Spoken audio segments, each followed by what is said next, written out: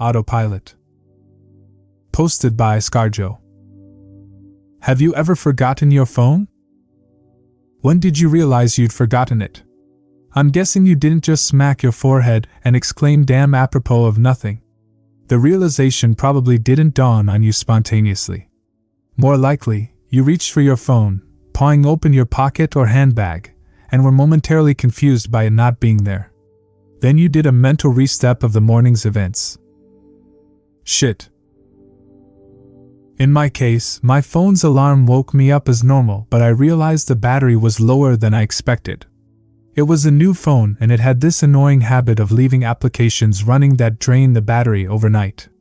So, I put it on to charge while I showered instead of into my bag like normal. It was a momentary slip from the routine, but that was all it took. Once in the shower, my brain got back into the routine it follows every morning, and that was it. Forgotten. This wasn't just me being clumsy. As I later researched, this is a recognized brain function.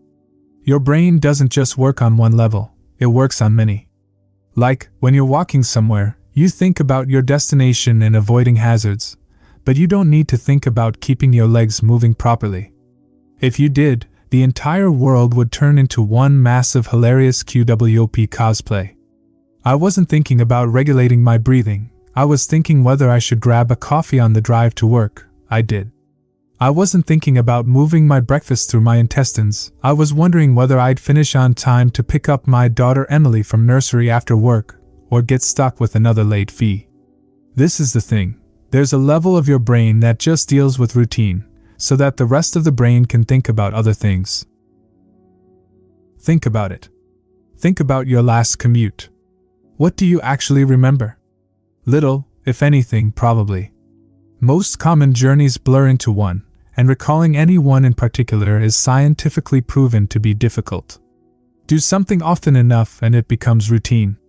Keep doing it, and it stops being processed by the thinking bit of the brain and gets relegated to a part of the brain dedicated to dealing with routine. Your brain keeps doing it, without you thinking about it. Soon you think about your route to work as much as you do keeping your legs moving when you walk. As in, not at all. Most people call it autopilot. But there's danger there. If you have a break in your routine, your ability to remember and account for the break is only as good as your ability to stop your brain going into routine mode. My ability to remember my phone being on the counter is only as reliable as my ability to stop my brain entering morning routine mode, which would dictate that my phone is actually in my bag. But I didn't stop my brain entering routine mode. I got in the shower as normal. Routine started. Exception forgotten. Autopilot engaged. My brain was back in the routine. I showered, I shaved, the radio forecast amazing weather, I gave Emily her breakfast and loaded her into the car. She was so adorable that morning. She complained about the bad sun in the morning blinding her, saying it stopped her having a little sleep on the way to nursery, and left. That was the routine. It didn't matter that my phone was on the counter, charging silently. My brain was in the routine, and in the routine my phone was in my bag. This is why I forgot my phone. Not clumsiness. Not negligence. Nothing more, my brain entering routine mode and overriding the exception. Autopilot engaged.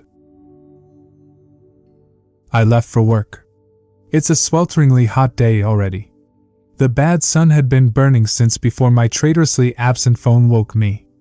The steering wheel was burning hot to the touch when I sat down. I think I heard Emily shift over behind my driver's seat to get out of the glare. But I got to work. Submitted the report. Attended the morning meeting. It's not until I took a quick coffee break and reached for my phone that the illusion shattered. I did a mental restep. I remembered the dying battery. I remembered putting it on to charge. I remembered leaving it there.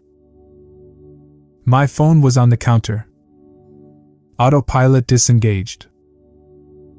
Again, therein lies the danger.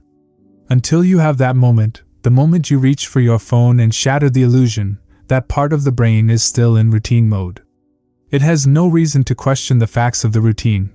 That's why it's a routine. Attrition of repetition. It's not as if anyone could say, "Why didn't you remember your phone? Didn't it occur to you? How could you forget? You must be negligent." This is to miss the point. My brain was telling me the routine was completed as normal, despite the fact that it wasn't. It wasn't that I forgot my phone. According to my brain, according to the routine, my phone was in my bag. Why would I think to question it? Why would I check? Why would I suddenly remember, out of nowhere, that my phone was on the counter? My brain was wired into the routine, and the routine was that my phone was in my bag. The day continued to bake. The morning haze gave way to the relentless fever heat of the afternoon. Tarmac bubbled. The direct beams of heat threatened to crack the pavement. People swapped coffees for iced smoothies. Jackets discarded, sleeves rolled up, ties loosened, brows mopped. The park slowly filled with sunbathers and BBQs. Window frames threatened to warp. The thermometer continued to swell. Thank fuck the offices were air-conditioned. But as ever, the furnace of the day gave way to a cooler evening. Another day, another dollar. Still cursing myself for forgetting my phone, I drove home. The day's heat had baked the inside of the car, releasing a horrible smell from somewhere. When I arrived on the driveway, the stones crunching comfortingly under my tires, my wife greeted me at the door. "Where's Emily?" Fuck. As if the phone wasn't bad enough. After everything, I'd left Emily at the fucking nursery after all. I immediately sped back to the nursery. I got to the door and started practicing my excuses, wondering vainly if I could charm my way out of a late fee. I saw a piece of paper stuck to the door. "Due to vandalism overnight, please use side door. Today only." Overnight? What? The door was fine this morning. I froze. My knees shook. Vandals. A change in the routine. My phone was on the counter. I hadn't been here this morning. My phone was on the counter. I'd driven past because I was drinking my coffee. I'd not dropped off Emily. My phone was on the counter. She'd moved her seat. I hadn't seen her in the mirror. My phone was on the counter. She'd fallen asleep out of the bad sun. She didn't speak when I drove past her nursery. My phone was on the counter. She'd changed the routine. My phone was on the counter. She'd changed the routine and I'd forgotten to drop her off. My phone was on the counter. 9 hours. That car. That baking sun. No air. No water. No power. No help. That heat.